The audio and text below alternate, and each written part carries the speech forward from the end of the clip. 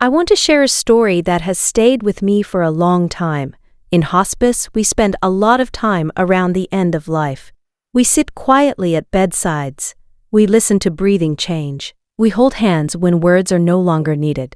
And over the years, I've learned that death is often much quieter than people imagine. It's not usually dramatic. It's gentle. Sometimes it's even peaceful. But every once in a while, something happens that makes you pause and reflect a little deeper about what we truly understand about life and what may exist beyond it. Not long ago, a man was clinically dead for 7 minutes. 7 minutes without a heartbeat. 7 minutes where, medically speaking, there was no life. But when he came back, he told a story. Not with fear, not with confusion, but with a calm certainty that left even experienced doctors sitting in silence.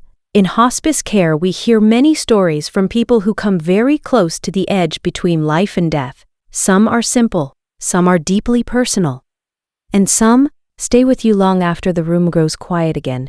Tonight, I want to gently walk you through one of those stories, not to prove anything, not to convince you of anything, but simply to share a moment that reminds us how little we truly know about the final moments of life and how much there still is to listen to. The room was very quiet that afternoon. Hospice rooms usually are. Machines are softer. Conversations are slower. Even footsteps seem to know they should move gently. When you spend enough time around the end of life, you start noticing how the world changes in those spaces. Voices drop without anyone asking them to. People hold hands longer. Time moves differently. That day, the man lying in the bed had already been through more than most people could imagine. His heart had stopped. For 7 minutes. 7 long minutes where, medically speaking, there was nothing. No heartbeat, no circulation, no sign of life moving through the body. Doctors and nurses worked quickly, the way they're trained to. Calm voices, focused hands, the rhythm of emergency care that hospitals know by heart. Then, somehow, his heart started beating again. It happens sometimes. Medicine does remarkable things. People come back when the odds say they shouldn't. But what stayed with everyone in that room wasn't the medical recovery. It was what he said later, not immediately. When people come back after something like that, they're often confused, disoriented. Their bodies are tired, their minds foggy. But after a while, when the room had settled again and the urgency had passed, he began to speak. And he didn't sound frightened.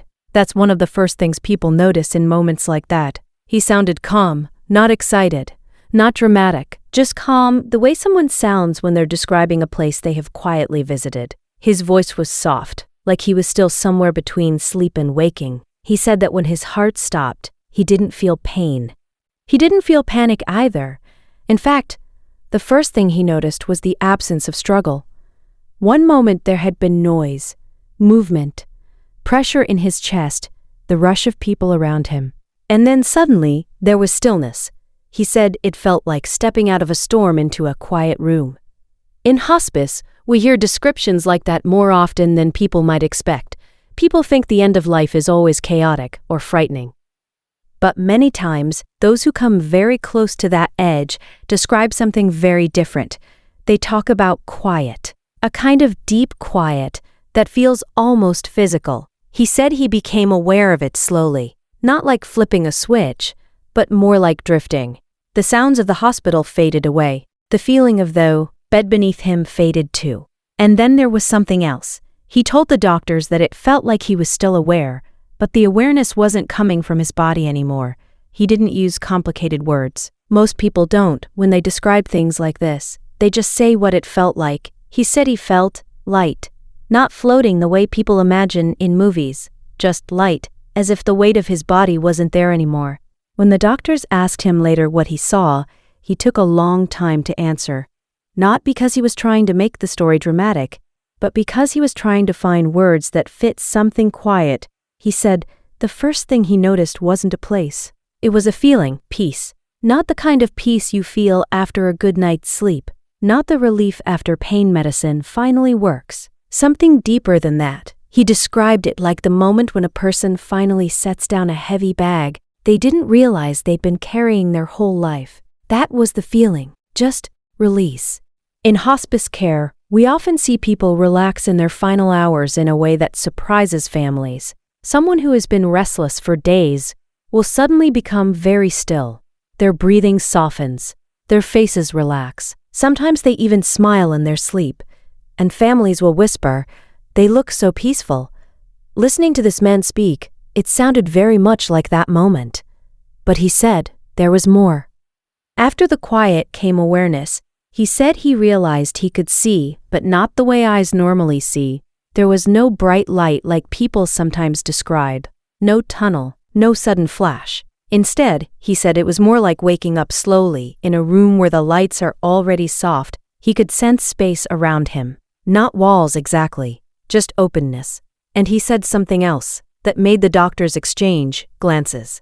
He said he was aware of the room where his body was lying, not from the bed, from somewhere above it. He described the doctors standing near the bed, the nurse adjusting something near the monitor, the sound of someone calling out a time. These are details that doctors sometimes test when people report experiences like this. Because when a heart stops for that long, the brain usually isn't supposed to be forming clear memories. But the details he shared were accurate, not in a dramatic way, just small, ordinary moments that had happened during those minutes when his heart had stopped. He said watching it didn't frighten him.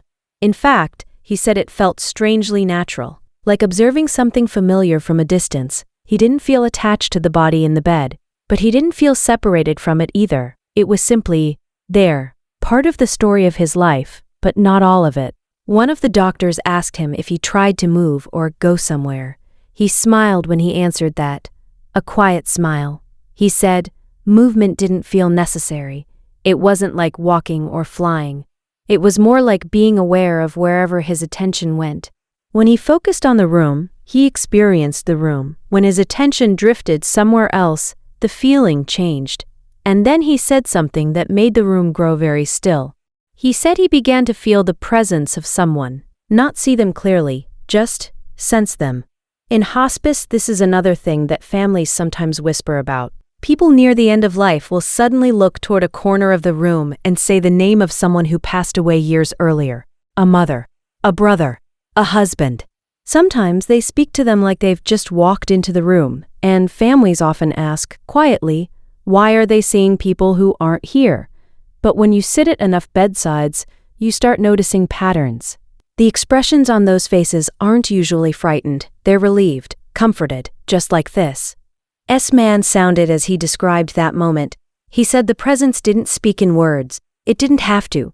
It felt familiar in a way that's hard to explain, like recognizing someone you love even before you see their face. He said the feeling carried warmth, not heat, just warmth, and that warmth seemed to spread through the quiet around him. At that point, the doctors asked him something very direct. They asked if he thought he had died. He thought about that question for a long time. Then he answered gently. He said it didn't feel like dying. It felt more like stepping out of a room and realizing there was another room just beyond it. A room that had always been there, just unnoticed. He said there was no sense of time passing, no urgency, no fear, only the quiet sense that everything was unfolding exactly the way it was supposed to. And he said the peace was so complete that part of him didn't want to return. Not because he disliked his life, not because he wanted to leave anyone behind, but because the calm he felt there was deeper than anything he had ever experienced before. Then something shifted. He said the awareness of the hospital room grew stronger again. Voices, movement, the rhythm of machines. And he felt a pull, not a physical tug, more like a gentle reminder, as if something was guiding him back. The next moment he clearly remembered was the feeling of breath returning to his chest. Heavy, slow, but unmistakably alive. When he opened his eyes, the hospital lights looked almost too bright, the sounds too loud. But the peace he had felt didn't disappear immediately. It lingered, like the quiet echo of a place he had just visited. The doctors wrote notes. They asked careful questions. They tried to understand what his brain might have been doing during those 7 minutes. But the man didn't sound like someone trying to solve a puzzle. He sounded like Mian, remembering a quiet moment that mattered deeply to him. He wasn't trying to convince anyone of anything. He simply described what he experienced, and then he rested, because coming back takes energy. Later, when things were calmer again, he spoke about one more detail. He said that while he was in that peaceful space, there was one feeling that stood above all the others. A sense of being known, not judged, not evaluated, just known, completely, the way a parent understands a child without needing explanations.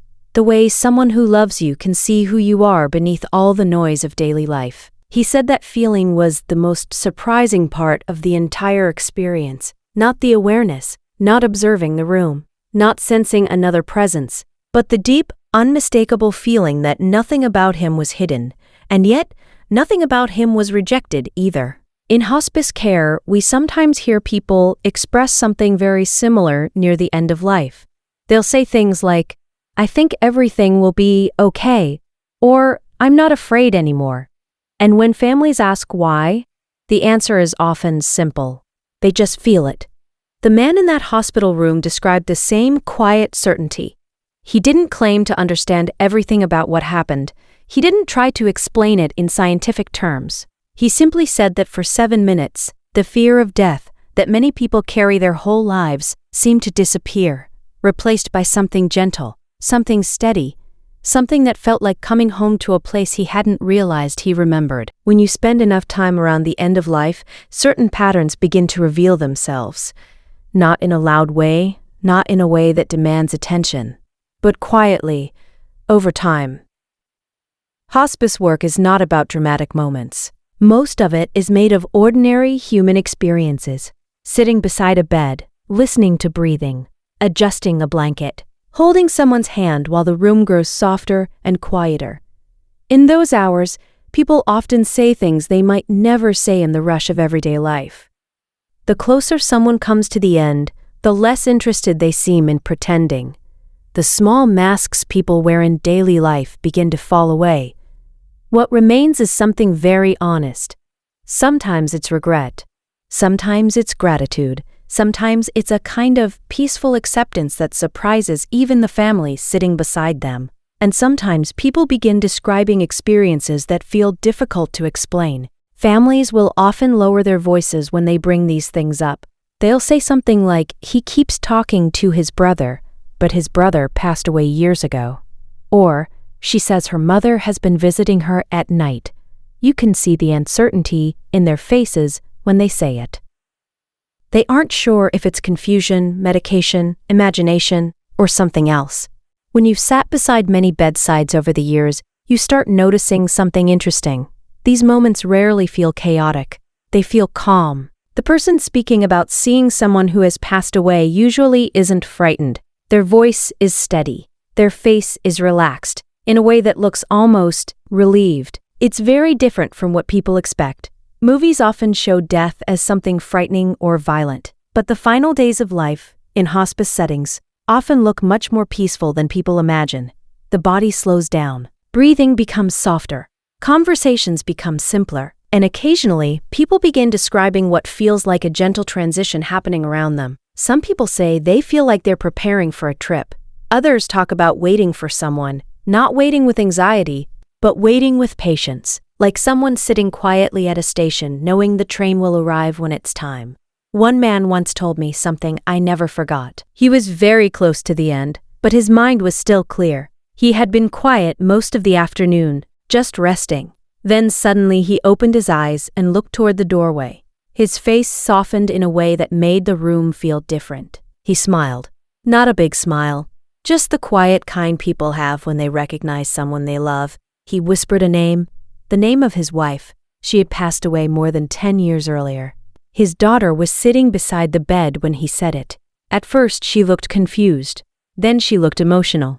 But the man himself didn't seem confused at all. He looked peaceful. After a few seconds he closed his eyes again and rested. Moments like that happen more often than people realize. Another patient once told me she felt like people were gathering. She said it very matter-of-factly. "I think they're getting ready," she said softly. When I asked who she meant, she simply smiled and said, "You know everyone." There was no fear in her voice, just quiet certainty. If you've never been in a hospice room, it might sound strange to hear stories like this. But when you witness them over and over again, they start to feel less like isolated moments and more like part of a pattern. Many people near the end describe a growing sense of calm. Sometimes it begins days before the final moment. Restlessness fades. Worry fades. Even people who have been afraid of death their entire lives sometimes become surprisingly at peace with it. Families notice it. They'll say things like, "He seems different today," or "She looks so relaxed." It's as if the body and the mind are both slowly letting go of the tension they've carried for so long. And along with that calm, people sometimes speak about things they're experiencing that others in the room can't see. They might say someone is standing near the bed, or sitting in a chair, or waiting just outside the doorway. When this happens, families often look to the nurse or doctor for reassurance. They want to know if it's normal. The truth is, it happens quite often. Medical professionals have different explanations for it. Some say it's the brain processing memories. Some say it's the effect of medications. Some believe it's part of the mind's way of comforting itself during the final transition. But regardless of the explanation, the emotional tone of these moments tends to be the same. Peaceful. Gentle. There's rarely panic in the room. More often there is a quiet sense that something meaningful is unfolding. One of the most remarkable patterns many hospice workers notice is how often people seem to know when the end is approaching. Not in an exact way, but in a quiet, intuitive way. A patient might suddenly ask to see certain family members. They might say goodbye in ways that feel intentional. Sometimes they give away small personal items. A watch, a photograph, a ring. It's as if part of them senses that a chapter is closing. And instead of resisting it, they begin gently preparing for it. One woman once asked her son to open the curtains so she could see the sky. She watched the clouds for a long time. Then she said softly, "It's beautiful today." Her son asked if she needed anything else. She shook her head. "No," she said. "I think I'm ready." Moments like that don't feel dramatic. They feel deeply human. There's often a stillness in the room when they happen. Even people who have never been comfortable talking about death begin to understand that something sacred is taking place. Another pattern hospice workers notice is how often people speak about love in their final days. Not accomplishments, not status, not money. Love.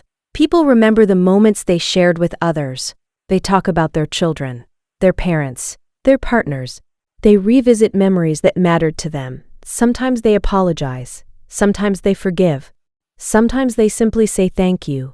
The end of life has a way of bringing clarity. It strips away all the unnecessary noise, and what remains are the connections that shaped a person's life. For people who have come close to death and returned, the stories often carry similar themes. Many describe an overwhelming sense of peace. Many describe feeling separate from physical pain. Some describe observing their surroundings in ways that seem unusual. And many speak about feeling connected to something larger than themselves. These stories are not always dramatic. They're often simple, quiet, spoken in the calm voice of someone remembering something deeply personal. Doctors may study the medical side of these experiences. Researchers may explore the neurological possibilities, but the people who have lived through them usually describe them in very human terms. They talk about calm, about warmth, about feeling understood in a way that's difficult to explain. And when hospice workers listen to these stories, they often recognize echoes of what they see at bedsides every day. The final moments of life are rarely filled with the chaos people expect. More often, they are filled with quiet. The quiet of breathing slowing down. The quiet of hands being held. The quiet of family members whispering their love one last time. And sometimes, in that quiet, people seem to glimpse something just beyond the edge of what we normally see, not in a way that demands belief, not in a way that tries to prove anything, just in small, gentle moments that leave everyone in the room feeling a little more reflective about the mystery of life and the quiet passage that eventually awaits us all.